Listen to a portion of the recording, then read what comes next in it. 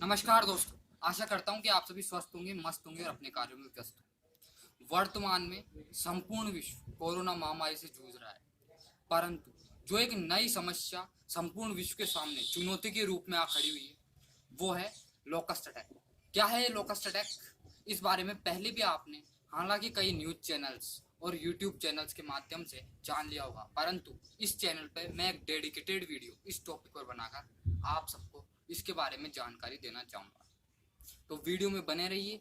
अगर नए हैं तो चैनल को सब्सक्राइब कीजिए, ज़्यादा से ज़्यादा इस वीडियो को अपने किसान भाइयों और परिवार वालों के साथ शेयर कीजिए। तो दोस्तों, आपने अपने आसपास छोटी छोटी हरी कलर की टिड्डियाँ जरूर देखी। ये हर कलर की टिड्डियाँ हरे रंग को ही पसंद करती है, फसलों को बर्बाद करती है और हमेशा ही दलों में विचरण करती है। अभी इन टिड्डियों के भारी संख्या में दल अनेक अनेक देशों में विचरण कर रहे हैं और वहां की फसलों को खराब कर रहे हैं। इन्हीं टिड्डियों को अंग्रेजी में लोकस्ट कहा जाता है और इसी कारण इनके इस प्रभाव को लोकस्ट अटैक नाम दिया गया। दोस्तों, अब आपके मन में एक प्रश्न जरूर उठ रहा होगा कि ये छोटी छोटी टिड्डियां इतने भयावह समस्या को कैसे उत्पन्न कर सकती है। तो दोस्तों, मैं आप सभी को बता देना चाहता हूँ कि 1915 में लेबनान और सीरिया जैसे देश में इन टिड्डियों का जब आक्रमण हुआ तो वह इतना भयावह था कि फल और सब्जी की सारी फसलों को बर्बाद कर देने के बाद वहां पे भुखमरी के हालात पैदा हो गए। 1930-31 में पश्चिमी अफ्रीका में भी इनका यही आक्रमण रहा और इस कारण वहां पे 40 करोड़ यूएस डॉलर सिर्फ इन टिड्डियों से निपटने के लिए खर्च किए गए और उसके बाद भी वहां पे 2.5 बिलियन यूएस डॉलर्स का घाटा हुआ। तो दोस्तों, इन उदाहरणों से आप जान सकते हैं कि यह इन टिड्डियों का आक्रमण कितना भयावह है और कितनी समस्या उत्पन्न करने वाला हो सकता है। आपको ये जानकर अधिक आश्चर्य होगा कि लोकस्ट वार्निंग ऑर्गेनाइजेशन एक सेपरेट गवर्नमेंट बॉडी है जो सिर्फ इन टिड्डियों के आक्रमण से निपटने के लिए बनाई गई है, जो कि गवर्नमेंट ऑफ इंडिया के एग्रीकल्चर डिपार्टमेंट के अंडर में आती है। दोस्तों, लोकस्ट वार्निंग ऑर्गेनाइजेशन के अकॉर्डिंग अगर किसी देश में लगातार 2 वर्षों तक इन टिड्डियों का आक्रमण रहे तो वह महामारी के समान ही माना जाएगा, जिस प्रकार कोरोना एक महामारी।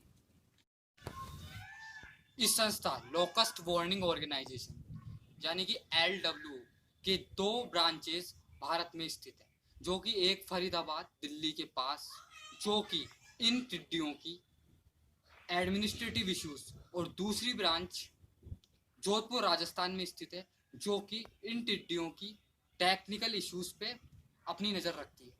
इंडो पाक के ऑफिशियल्स यानी कि इंडिया और पाकिस्तान के बॉर्डर पे इन LWO के ऑफिसर्स इन टिड्डियों की ट्रेसिंग के लिए या लोकस्ट की ट्रेसिंग के लिए साथ में इनकी पोजीशन के लिए भी काफ़ी मीटिंग करते हैं और इनकी नज़र रखी जाती है। तो दोस्तों, अब आपको पता चल ही गया होगा कि ये समस्या कितनी भयावह है। संपूर्ण विश्व इस समस्या से जूझ रहा है। हमारा पड़ोसी देश पाकिस्तान इस समस्या की तीसरी लहर यानी कि तीसरा दल टिड्डियों का वहां आक्रमण कर रहा है। इसके बाद वहीं से ही रेगिस्तानी टिड्डियां, जो कि टिड्डियों की एक प्रजाति है, यही सबसे ज़्यादा फसलों को खराब करती है। इसके अलावा 10 टिड्डियों की प्रजाति पाई जाती है।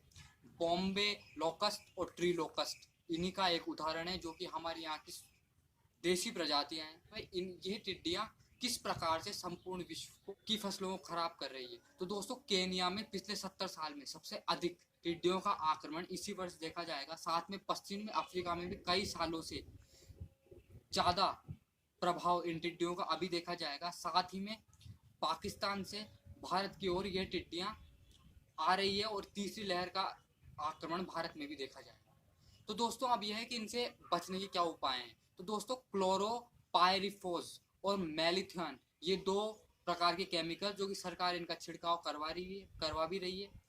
किसानों को भी इनका अपने खेतों में करना चाहिए। साथ ही में ध्वनि को उत्पन्न करने से भी यह टिड्डियां जब रात को आराम करती है तब ध्वनि को उत्पन्न किया जाए तो ये अपना रिप्रोडक्शन रेट इनका कम होता है। साथ ही में थकान के मारे सुबह के समय विचरण भी नहीं कर पाती।